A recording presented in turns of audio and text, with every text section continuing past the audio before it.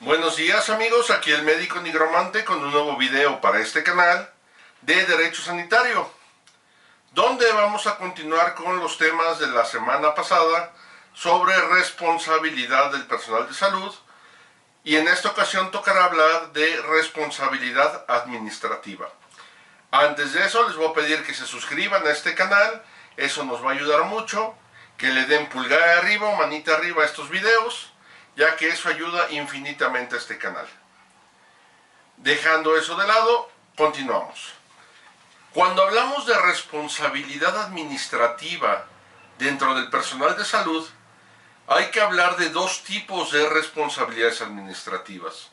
La responsabilidad administrativa institucional, es decir, cuando se va a llevar algún asunto dentro del órgano interno de control del hospital, que es su órgano de regulación administrativo, y en su defecto en el Tribunal de Justicia Administrativa, que puede ser local o federal dependiendo de la institución. Si hablamos del IMSS, del ISSSTE o de Salubridad, vamos a hablar de la Tribunal Administrativo Federal.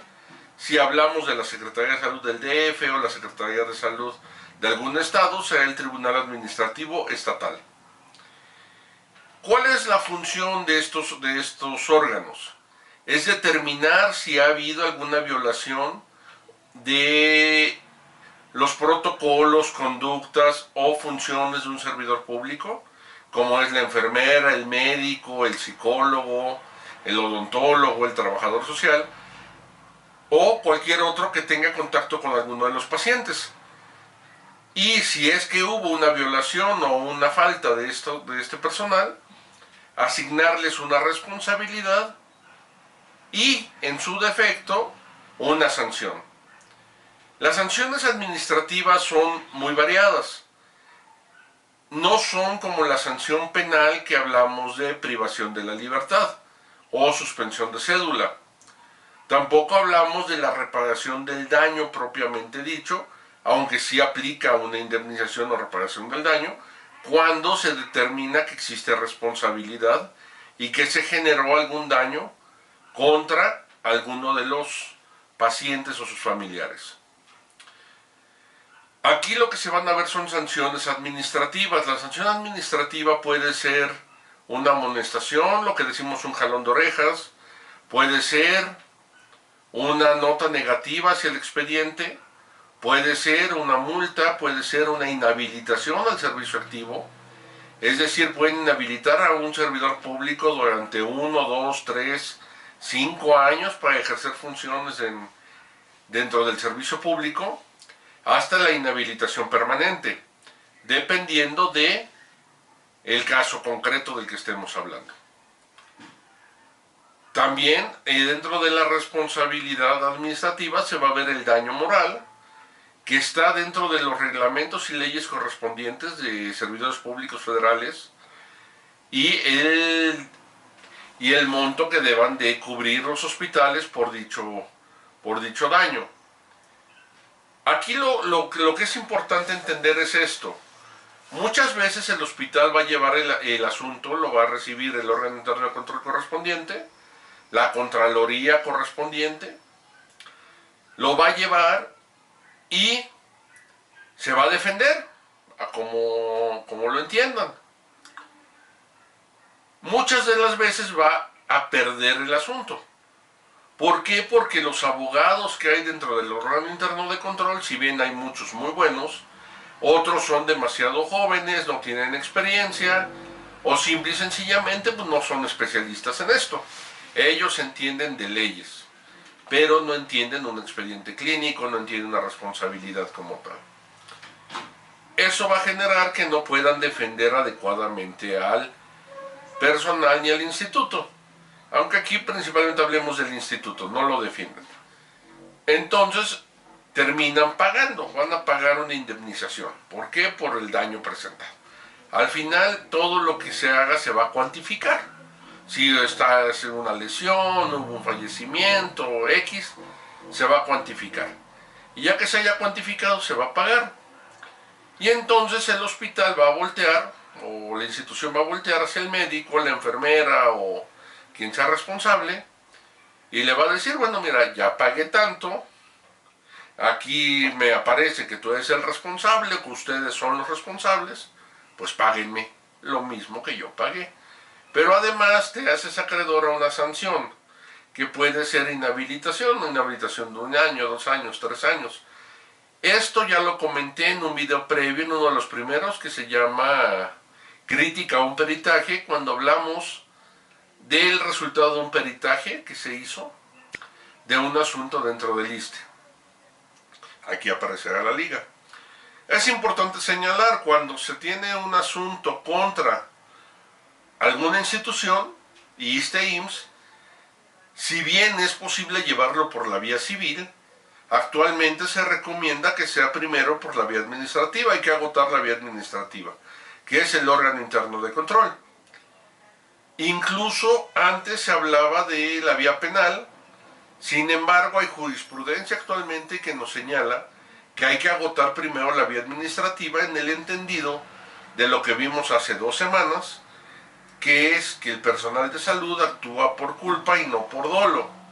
Eso va a generar que las sanciones, al ser más bien de carácter monetario y de carácter de inhabilitaciones o otras cosas, pero no privativas de libertad, es preferible que se lleven por vía administrativa. Es decir, en este momento, cuando se tiene un asunto contra una institución, lo primero es la vía administrativa. Una vez agotada esta, ya podremos recurrir a las que consideremos pertinentes. ¿Qué ventajas tiene la vía administrativa? Pues que no es privativa de libertad. No suspende la cédula. Lo peor que puede pasar es que te suspendan o inhabiliten para la función pública.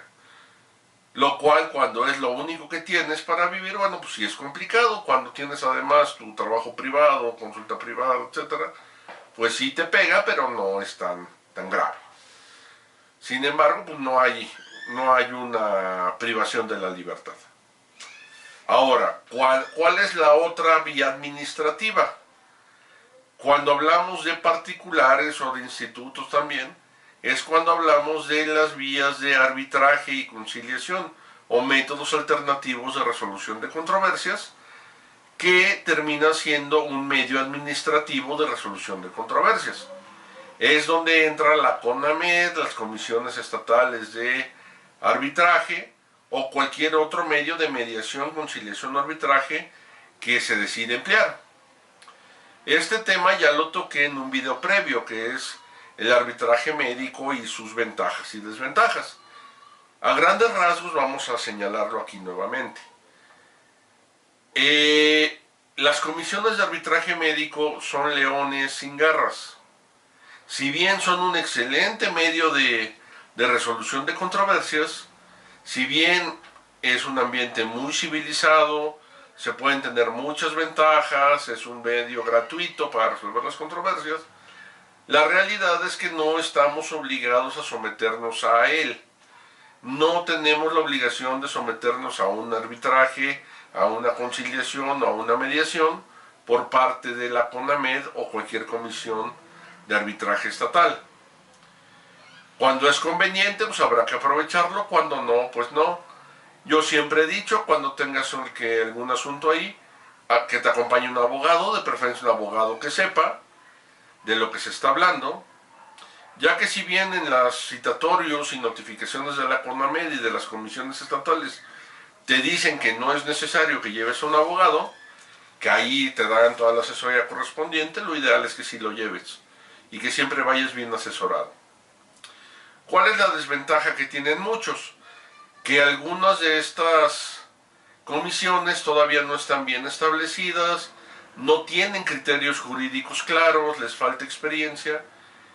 Y hablando de alguna experiencia previa que ya tuve, fue en la Comisión del Estado de México con Serén Texcoco, donde llega el citatorio para un doctor, me pide que lo acompañe, fuimos un día antes de la audiencia, para ver el expediente, derecho constitucional, ver de qué se me acusa y por qué motivo. Así de simple, conocer mi expediente. Y quien estaba en ese momento, no sé si siga, pero quien estaba en ese momento, nos negó la información, dijo que no, que hasta que no se aceptara el arbitraje, no se nos podía dar acceso al expediente. Algo obviamente violatorio de garantías, o sea, eso es un ejemplo de alguien que desconoce de derecho, era un médico, pero que además nos dicen que él es el que hace los peritajes. En este asunto era un asunto quirúrgico, de cirugía general, y el peritaje lo iba a resolver un médico general que obviamente no tiene experiencia quirúrgica.